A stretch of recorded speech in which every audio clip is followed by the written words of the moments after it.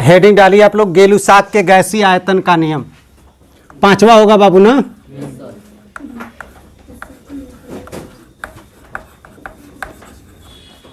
गेलुसाक के गैसीय आयतन का नियम।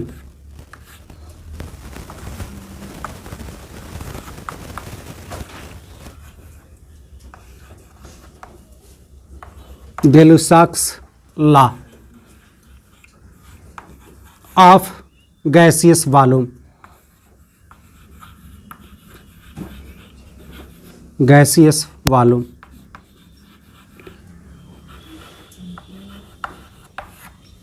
गेलुसाक साहब कहते क्या हैं? कहते हैं कि यदि हम गैस लेते हैं और वे गैस आपस में क्रिया करती हैं, और क्या लिखते हैं? क्या लेते हैं बाबू? गैस लेते हैं और ये गैस आपस में क्रिया करती हैं तो उत्पाद भी गैस ही बनता है। क्या बनता है? तो उत्पाद भी गैस ही बनता है। तो अभिकारक और जो उत्पाद गैस बनना है, इसमें एक सरल गुणित अनुपात होता है। क्या गेलुसाक साहब क्या कहते हैं कि जब गैसें आपस में क्रिया करती हैं तो उत्पाद भी गैस ही बनता है। तो इनमें अभिकारक और उत्पाद के आयतनों में एक सरल अनुपात होता है। क्या होता है? अभिकारक तथा उत्पाद के आयतनों में एक सरल अनुपात होता है। इसी को गेलुसाक का गैसीय आयतन का नियम कहते हैं। थोड़ा और करेक्ट करते हैं, थोड़ा और अच्छा करते हैं। क्या कहते हैं गेलुसाक साहब? समान ताप एवं दाब पर। पहले नाम लिए थे? नहीं, अब नाम ले रहे हैं। समान ताप एवं दाब पर जब गैसें आपस में क्रिया करती हैं, क्या करती हैं? जब गैसें आपस में क्रिया करती हैं तो उत्पाद भी गैस ही बनता है। क्या बनता है? गैस ही बनता है। तो अभिकारक और उत्पाद के आयतनों में सदैव एक सरल गुणित अनुपात होता है। अर्थात इधर वाला भाग आपका अभिकारक कहलाता है और इधर वाला भाग क्या कहलाता है बाबू? आपका उत्पाद कहलाता है। इनमें क्या होता है बाबू? एक सरल गुणित अनुपात होता है। जैसे उदाहरण के तौर पे H2 ले ले प्लस Cl2 ले ले, क्या बनेगा बाबू? 2HCl। देखिए ये भी आपका गैस है, ये भी आपका गैस है, ये भी आपका क्या है बाबू? गैस है। बना? कोई परेशानी? सपोज कर लीजिए निश्चित ताप एवं दाब पर हम 100 आयतन हाइड्रोजन ले लें। कितना ले लें? 100 आयतन हाइड्रोजन ले लें और 100 आयतन हम क्लोरीन ले लें। क्लियर हो गया? तो यहां HCl कितना आयतन बनेगा बाबू? 200 आयतन बनेगा। कितना आयतन बनेगा? 200 आयतन बनेगा, क्योंकि इसके सामने कितना है? 2 है। कोई परेशानी आप लोगों को? समझ में गया? क्लियर हो गया? अच्छा, अगर इसको सरल गुणित अनुपात कर रहे हैं तो बोलिएगा, यदि इसको अनुपात के रूप में लिखना चाहते हैं तो 1 1 2 क्या नहीं लिख सकते हैं? लिख सकते हैं? बोलिएगा। अच्छा, तो देखिएगा, तो हम चाहे इस रूप में लिखे चाहे इस रूप में, देखिएगा हाइड्रोजन 1 है 1 हो गया, क्लोरीन 1 है 1 है, HCl 2 है 2 है, हमने लिख दिया। तो बात कोई फर्क पड़ने वाला नहीं है। हम ऐसे लिखे चाहे ऐसे लिखे। तो ये बताइए एक निश्चित अनुपात मिला कि नहीं मिला? एक संबंधी 2 का एक निश्चित सरल गुणित अनुपात मिला है। कोई परेशानी? इसी प्रकार से N2 plus 3H2 is equal to 2NH3। Nitrogen लिए, हाइड्रोजन लिए, अमोनिया गैस बन करके तैयार हो गया। कोई परेशानी आप लोगों को? बोलिएगा। इसका कितना आयतन बाबू? एक आयतन लिया हमने, इसका कितना आयतन लिया बाबू? ऐसे समझ लीजिए, इसका 100 आयतन हमने ले लिया, इसका कितना आयतन बाबू? 300 आयतन ले लिया, तो कितना आयतन बन गया बाबू? 200 आयतन बन गया। कितना आयतन बन गया? 200 आयतन बन गया। समझ में आ गया? क्लियर हो गया? अगर इसको थोड़ा सरल कर लें तो एक आयतन, 3 आयतन, 2 आयतन, होगा कि नहीं होगा? तो देखिएगा यही एक सरल गुणित अनुपात मिला। समझ में आ रहा है कि नहीं आ रहा है? कोई परेशानी आप लोग को? इसी प्रकार से एक और एग्जाम्पल ले लेते हैं। H2 प्लस O2, क्या लेते हैं बाबू?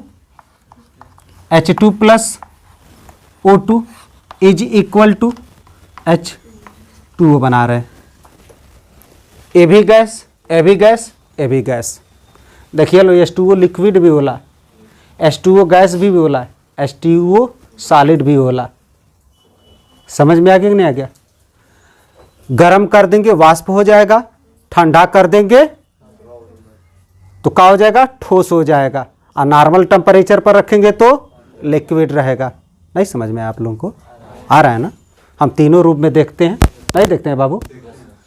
फ्रिज में रख दिया, नहीं जानता बर्फ बन जाला तो ठोस नहीं हो जाता है? हाँ, बहुत बढ़िया। तो बैलेंस कर ले इसको,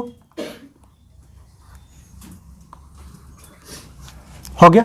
अच्छा, यहां हाइड्रोजन कितना वॉल्यूम ले रहे हैं बाबू? 200। ऑक्सीजन कितना वॉल्यूम ले रहे हैं बाबू? 100 वॉल्यूम ले रहे हैं। अच्छा, तो यहां कितना वॉल्यूम H2O बन गया बाबू? 200 वॉल्यूम बन करके तैयार हो गया। अनुपात अगर देखा जाए तो 2 संबंध है, बोलिएगा, 1 संबंध है, 2 का एक सरल गुणित अनुपात इसमें भी प्राप्त होता है। समझ में आ गया? इसी प्रकार से एक और एग्जाम्पल ले लेते हैं। CO प्लस, अब का लें? O2 ले लें। हाँ, CO plus O2 is equal to CO2 ले लिए, बैलेंस कर ले। कार्बन की संख्या इधर भी, कोई परेशानी? ऑक्सीजन की संख्या इधर कितना? अब ऑक्सीजन की संख्या इधर कितना? इधर ऑक्सीजन की संख्या 3। कार्बन की संख्या, कार्बन की संख्या, अब ऑक्सीजन की संख्या 2 दूना, यहां भी कोई परेशानी? हो गया। अच्छा, बैलेंस है ना? तो यहां कितना आयतन बाबू? 200 आयतन। यहां कितना आयतन बाबू? 100 आयतन। यहां कितना बना बाबू? 200 आयतन। सरल गुणित अनुपात ले ले बाबू, 2, 1, 2। क्या आप लोगों को समझ में आ रहा है?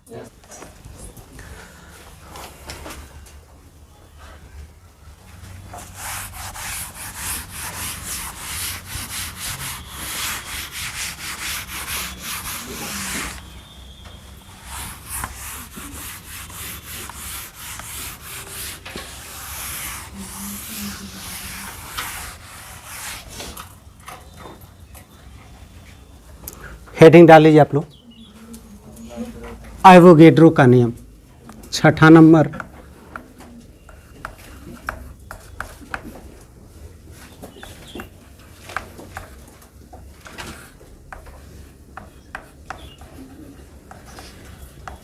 एवोगैड्रो का नियम,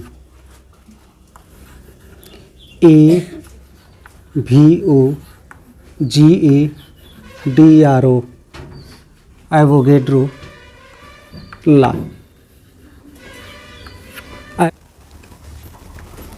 हम 2 पात्र ले रहे हैं। कितना पात्र ले रहे हैं? 2 पात्र ले रहे हैं।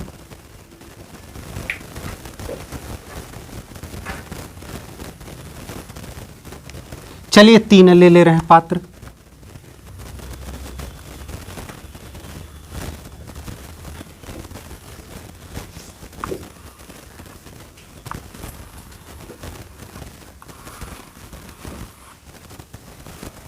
तीन पात्र हमने ले लिया, कोई परेशानी? अब इस 3 पात्र में हमने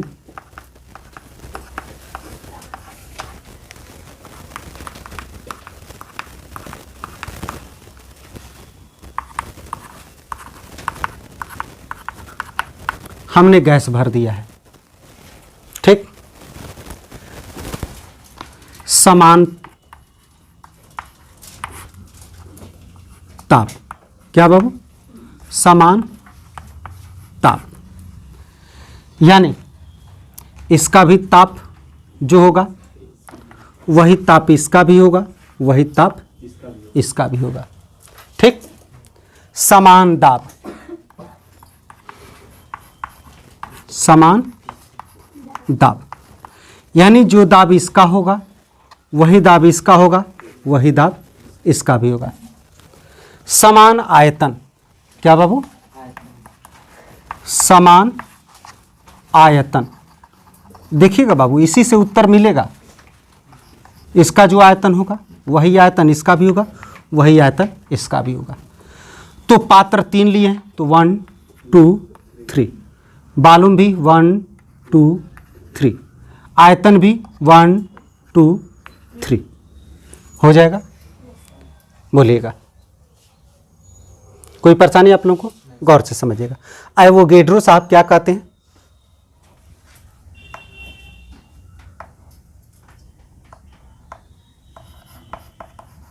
समान अणुओं की संख्या, गौर से समझिएगा। एवोगैड्रो साहब हमको क्या कहते हैं? कहते हैं कि भिन्न भिन्न गैस या कोई भी गैस हो, यदि हम समान ताप, दाब एवं आयतन पर उसको लेते हैं, क्या करते हैं? समान ताप, समान दाब तथा समान आयतन लेते हैं। सपोज कर लीजिए इसका ताप, क्या बाबू? इसका ताप कुछ होगा, मान लेते हैं, सपोज कर लीजिए इसका ताप 273 केल्विन है। इसका भी ताप कितना है बाबू? 273 केल्विन है। इसका भी ताप कितना है?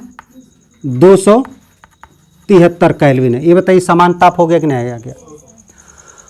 हो सकता है इसका दाब 1 atm हो, इसका भी दाब 1 atm हो, इसका भी दाब 1 atm हो। एक वायुमंडलीय प्रेशर, एक वायुमंडलीय प्रेशर, एक वायुमंडलीय प्रेशर, दाब। तो समान ताप एवं समान दाब पर समान आयतन, क्या बाबू? समान आयतन। सपोज कर लीजिए इसमें भी 1 लीटर गैस हो। कितना गैस हो? 1 लीटर गैस हो सकता है इसमें भी 1 लीटर गैस हो सकता है इसमें भी 1 लीटर गैस हो। समझ में आ गया? अब तीनों गैस अलग अलग कर लीजिए। इसमें आप भर लीजिए, हो सकता है, क्या भर लीजिए बाबू? इसमें गैस ही भरना है। 1 लीटर इसमें अमोनिया गैस भर लीजिए, इसमें 1 लीटर HCl गैस भर लीजिए, इसमें 1 लीटर कौन सा गैस भर ले? CO2 गैस भर लीजिए। भर लिए कि नहीं भर लिए? बोलेगा, देखिएगा ताप भी समान है, दाब भी समान है, आयतन भी समान है। क्लियर हो गया? और ये भिन्न भिन्न गैसें हैं। तो कहते हैं एवोगैड्रो साहब कि समान ताप, समान दाब पर, ठीक ना, भिन्न भिन्न गैसों का जो समान आयतन होगा, क्या होगा? समान आयतन होगा। उसमें जो अणुओं की संख्या आएगी वो भी समान ही होगी। वो भी क्या होगी बाबू? समान ही होगी। अर्थात जो अणुओं की संख्या आएगी वो भी क्या होगी बाबू? आपकी समान ही होगी। अणुओं की संख्या क्या होगी? समान ही होगी। समझ में आ रहा है आप लोगों को? कोई परेशानी आप लोगों को यहाँ तक? अर्थात इसमें अणुओं की संख्या क्या होगी बाबू? जितना अणु इसमें होगा उतना ही अणु इसमें होगा, उतना ही अणु इसमें भी होगा, कोई अंतर नहीं होगा।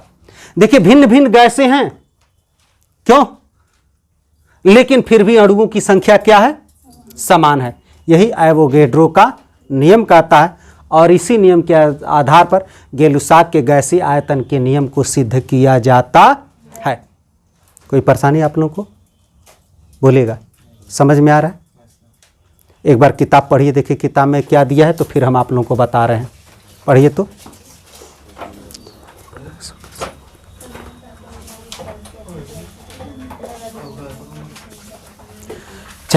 फिर गौर से देखिएगा, अवोगैड्रो साहब क्या कहते हैं? कहते हैं कि समान ताप एवं समान दाब पर गैसों के समान आयतन में अणुओं की संख्या क्या होती है बाबू? समान होती है। तो बोलिए मिला कि नहीं मिला? मिला। हम ताप भी समान कर लिए, दाब भी समान कर लीजिए और आयतन भी हमने समान ले लिया, तो अणुओं की संख्या क्या मिल गई बाबू? किसके अनुसार मिला? अवोगैड्रो के अनुसार। हमने जैसे मान लीजिए कह दिया कि इसका ताप 273 कर लीजिए, इसका भी ताप 273 केल्विन कर लीजिए, इसका भी ताप 273 केल्विन कर लीजिए। दाब हमने कहा कि 1 एटीएम मान लीजिए, 1 एटीएम मान लीजिए, 1 एटीएम मान लीजिए। हमने कहा कि आयतन भी मान लीजिए 1 लीटर 1 लीटर 1 लीटर। जब तीनों समान हो गया तो इसमें जो अणुओं की संख्या पाई जाएगी वो भी कैसी पाई जाएगी बाबू? समान ही पाई जाएगी। कोई परेशानी आप लोगों को? अर्थात जो इसमें पाया जाएगा वही इसमें भी पाया जाएगा, जो इसमें पाया जाएगा वही इसमें भी पाया जाएगा, जो इसमें पाया जाएगा वही इसमें भी पाया जाएगा, जो इसमें पाया जाएगा वही इसमें भी पाया जाएगा। क्या कोई परेशानी आप लोगों को समझ में आ रहा है? यही आपका क्या कहलाता है? अवोगैड्रो का नियम। समझ में आया है? कोई परेशानी तो नहीं है? कोई कन्फ्यूजन? तो लिखवा दें, लिखेगा।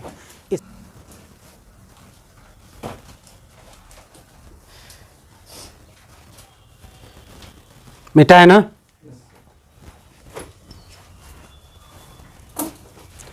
अब हेडिंग आप लोग डाल लीजिए, अवोगैड्रो संख्या। क्या हेडिंग डाल लीजिए? अवोगैड्रो संख्या।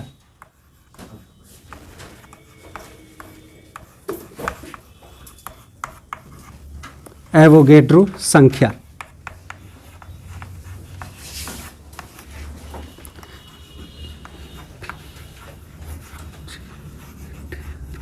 अवोगैड्रो नंबर।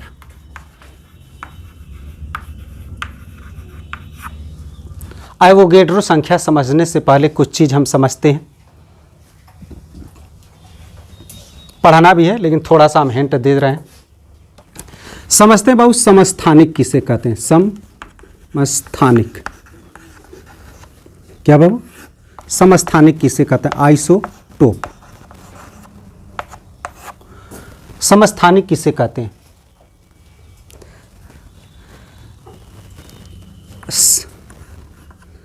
सम मीन्स समान, स्थानिक मीन्स स्थान। क्लियर हो रहा है? अर्थात जिसका परमाणु क्रमांक समान होता है। क्या समान होता है बाबू? परमाणु क्रमांक क्या होता है? समान होता है। उसी को हम क्या कह देते हैं? समस्थानिक कहते हैं। कोई परेशानी आप लोगों को? जैसे कार्बन 12, कार्बन 13, कार्बन 14। देखिएगा, इसका भी परमाणु क्रमांक 6, इसका भी परमाणु क्रमांक 6, इसका भी परमाणु क्रमांक 6। देखिएगा, परमाणु क्रमांक की बताइए समान है कि नहीं है? इसीलिए आपका क्या कहलाया? समस्थानिक कहलाया। समझ में आ गया कि नहीं आ गया? कोई परेशानी आप लोगों को? बहुत बढ़िया। तो हम इसी को पकड़ करके चल रहे हैं। किसको पकड़ के? यानी ये बताइए कार्बन 12, इसको पढ़ेंगे क्या? कार्बन 12। क्या पढ़ेंगे? कार्बन 12 समस्थानिक है तो कार्बन 12 समस्थानिक। ठीक, कार्बन 12 समस्थानिक की ठीक 12 ग्राम में उपस्थित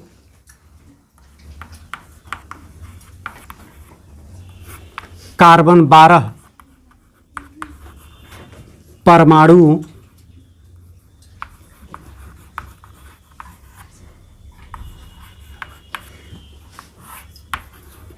की संख्या को अवोगैड्रो संख्या कहते हैं। अवोगैड्रो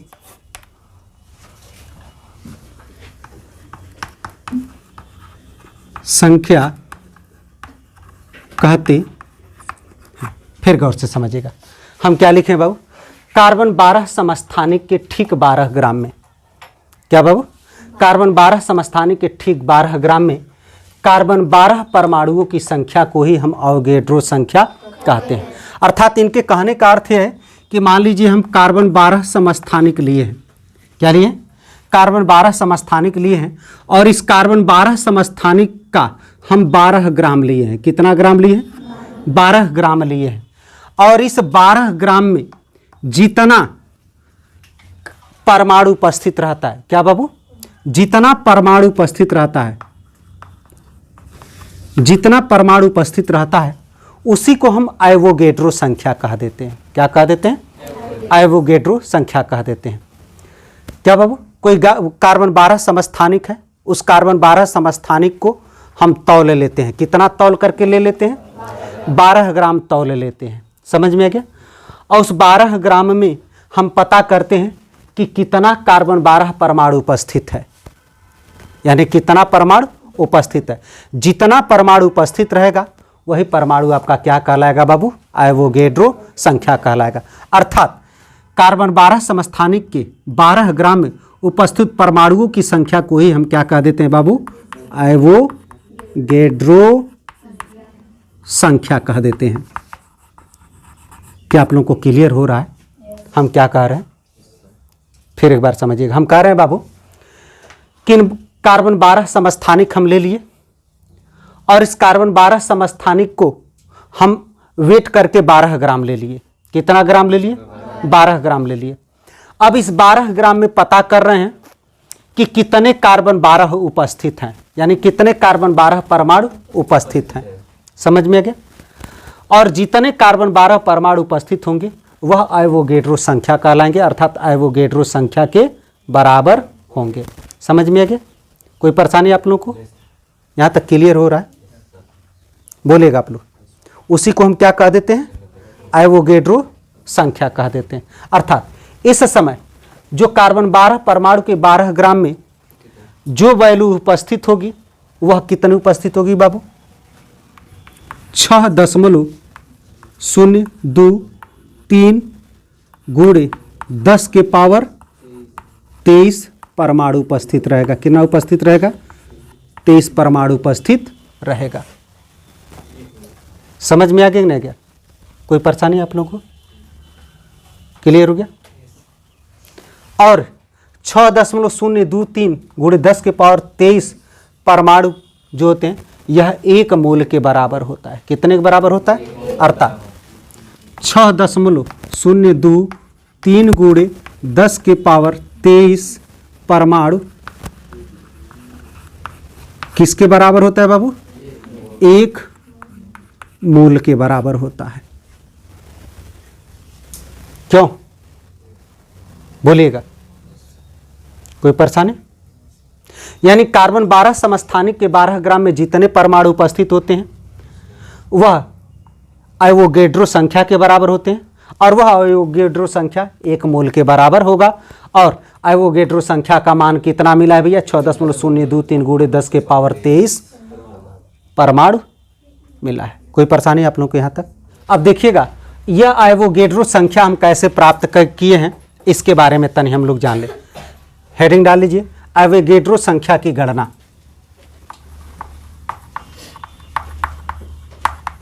एवोगैड्रो संख्या की गणना। देखिएगा एवोगैड्रो संख्या की गणना हम कैसे करेंगे। फार्मूला होता है बाबू, एवोगैड्रो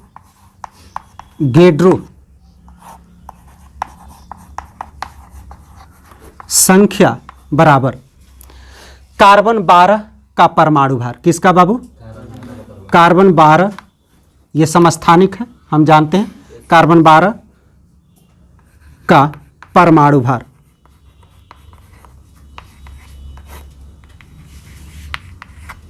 हम किसका परमाणु भार जान लेंगे बाबू, कार्बन 12 का परमाणु भार जान लेंगे। ठीक। फिर कार्बन 12 की एक परमाणु का भार हम जान लेंगे। कितना जान लेंगे? कार्बन 12 समस्थानिक की एक परमाणु का भार, कार्बन 12 समस्थानिक की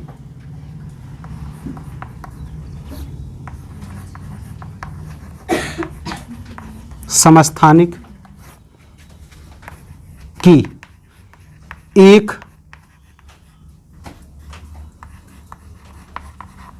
परमाणु का भार। अब इस फार्मूले पर हम एवोगैड्रो संख्या को ज्ञात कर सकते हैं। कैसे ज्ञात कर सकते हैं बाबू? एवोगैड्रो संख्या हमको निकालना हो तो हम कार्बन 12 का परमाणु भार ज्ञात कर लेंगे। क्या ज्ञात कर लें भाई? कार्बन 12 का परमाणु भार ज्ञात कर लेंगे, अर्थात कार्बन 12 का भार ज्ञात कर लेंगे कि कार्बन 12 का कितना भार है। क्लियर हो गया? उसके बाद से कार्बन 12 समस्थानिक के एक परमाणु का भार हम ज्ञात कर लेंगे और दोनों में भाग दे देंगे तो हमको एवोगैड्रो संख्या आ जाएगा। जैसे कार्बन 12 समस्थानिक का जो परमाणु भार होता है या भार कह लीजिए, वह आपका 12 ग्राम होता है। कितना होता है बाबू? 12 ग्राम होता है। समझ में आ गया? और कार्बन 12 समस्थानिक के एक परमाणु का जो भार होता है वह आपका 1.99 गुणे 10 के पावर 23 ग्राम होता है। कितना होता है? 1.99 गुणे 10 के पावर 23 ग्राम होता है। समझ में आ गया? अब भाग दे देंगे तो हमको उत्तर आ जाएगा 6.023 गुणे 10 के पावर 23। ठीक ना? परमाणु लिखिए या कण लिखिए, कोई फर्क पड़ने वाला नहीं, ग्राम से ग्राम कट जाएगा। क्यों? तो आपका क्या जाएगा बाबू? कण लिखिए या परमाणु लिखिए, कोई फर्क पड़ने वाला नहीं है। देखिए एवोगैड्रो संख्या हमने ज्ञात कर लिया, उतार लीजिए।